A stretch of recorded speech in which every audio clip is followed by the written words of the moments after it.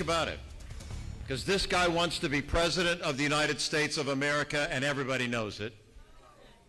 However, when we defeat him on November 8th, that show is over. For the second time in 8 years, Democratic voters in Florida have picked Charlie Crist as their nominee for governor. So how does a former Republican, who is now a Democrat, who hasn't won statewide office since 2006, plan to unite Democrats to beat a powerful GOP incumbent? Let's ask him. Congressman Charlie Crist joins me now. And Congressman, following last night, what is your plan over the next 11 weeks to take on Governor DeSantis? To tell the truth, to tell how he's tried to tear apart my state, attacking LGBTQ children, attacking women and their right to choose, disrespecting women, attacking African-American voters, making it more difficult for them to vote, not having drop boxes in minority communities throughout the state of Florida, making it more difficult for my parents to vote, my 90-year-old father, my 87-year-old mother, making it harder to use mail-in ballots in this state. It's shocking. I mean, it's like he wakes up every morning about the new group he wants to attack. We don't need, to tear my state apart. We need to bring my Florida together and do what's right for people and have a heart in the governor's office again, instead of somebody whose ambition is so absurd that it's blind for the White House, instead of caring about anybody's house in Florida. And we have property insurance rates, they're through the roof. It's crazy.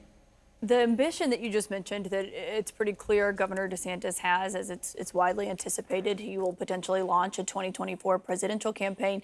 That is really what's driving, the feeling that Democrats nationwide have, which is that maybe you could help slow DeSantis's rise.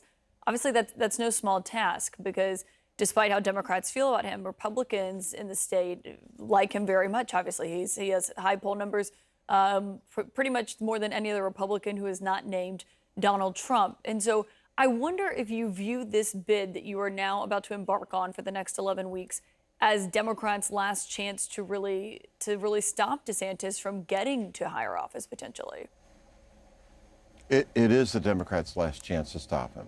And it's going to be a lot cheaper to do it in Florida than it would be to do it in 50 states.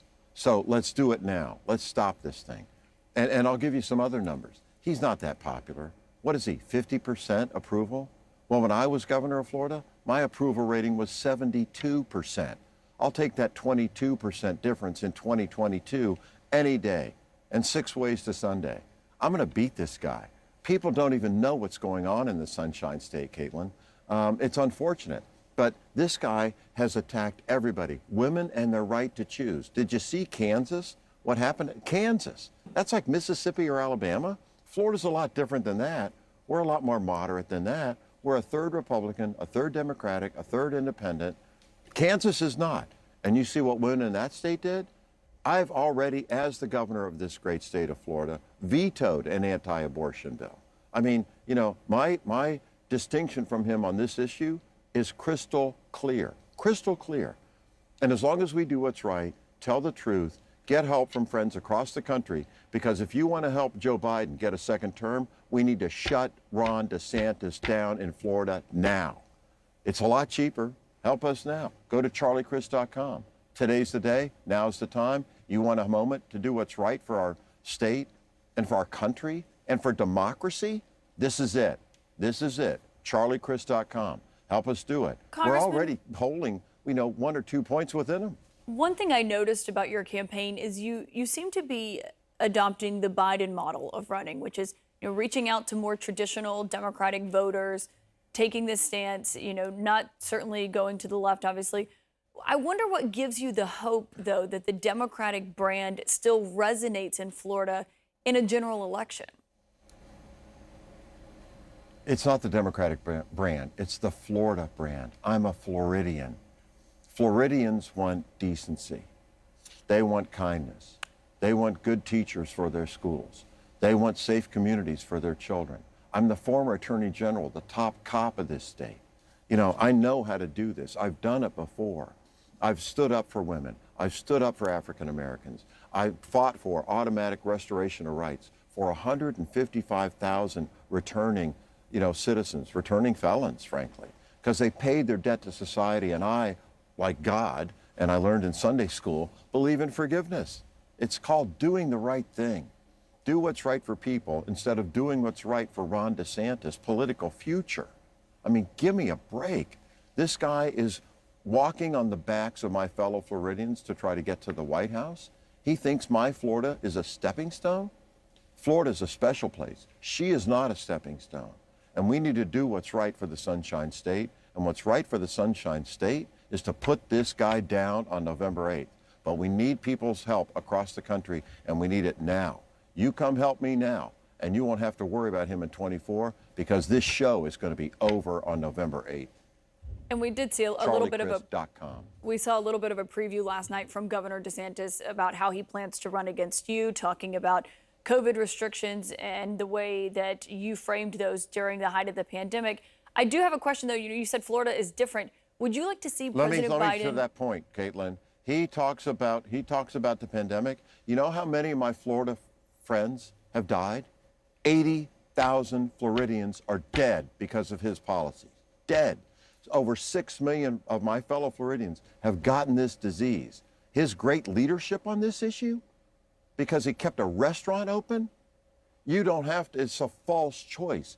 You can keep business open and save people's lives if you know how to walk and chew gum. He doesn't, I do. We'll make the difference, and we'll make Florida better for it, and we'll save people's lives. Do you think that It's argument from crazy. you will appeal to independents more than his argument, which is that he kept the state open, kept the economy running at a time when you saw other Democratic governors in some states, having very severe restrictions in place, and they would necessarily argue that it didn't change the outcome of what the death rates looked like, of what the hospitalization rates looked like? We don't have to have severe. We have to have common sense. He doesn't have it. I do. I'm the son of a family doctor. My sister is a physician. I understand science. We can listen to science. People like Dr. Fauci, instead of mocking him like my governor, like our current governor does, and make sure that we keep businesses open and save people's lives. They're not a false choice. You can do both if you got a brain in your head and you graduated from Florida State University instead of Harvard like he did. He's out of touch. He doesn't understand the Sunshine State. He doesn't have a clue about this place. It's sad. I do. I've lived here since I was born in Pennsylvania, Altoona, but I moved here when I was 3 years old after my dad finished medical school at Emory in Atlanta. And this is the place where you can make a difference. This is the place where you can help people. They call it the Sunshine State. I want to bring the sunshine back to the Sunshine State because honestly, Caitlin, under this governor, under DeSantis, the disaster DeSantis, it's been dark for 4 years. We deserve better. Our people are suffering. The economy is unaffordable. Forbes listed us as the most expensive state to live in the country, more than California, more than New York. That's his leadership. That's what he's done. He's a disaster, and we deserve better. And we're going to get it in about 11 weeks. Can I ask you one last question? You're talking about the perks of Florida. Sure. I cover the White House normally. Will we be seeing you in Florida? Do you want President Biden to come and campaign with you? Absolutely. Listen, look what Joe Biden's done for President Biden, forgive me, has done for our country. He's been exceptional. Look what he's done for the world. I mean, what's happening in Ukraine, him bringing NATO together, new members to NATO, Finland, Sweden, it's remarkable. The EU, I mean, what other president could have done what he's done? He's been phenomenal. Gas prices are down. Inflation is trending down. Democracy is trending up. I'm running against a guy who's against democracy. He doesn't support mail-in ballots. He doesn't support African Americans and their right to vote. Joe Biden supports all of that. He's a good man. He's a great man. He's a great president. I can't wait for him to get down here. I need his help. I want his help. And he's the best I've ever met. I know this man. He offered me his lunch when he was campaigning for me a couple of years ago down in Florida. I only eat one meal a day. I try to stay fit. I'm an old quarterback from Wake Forest. But seriously, this man is a great man. Thank God Joe Biden's the president of the United States today. Thank God for that. All and right, President Congressman. Obama before him. These are good people.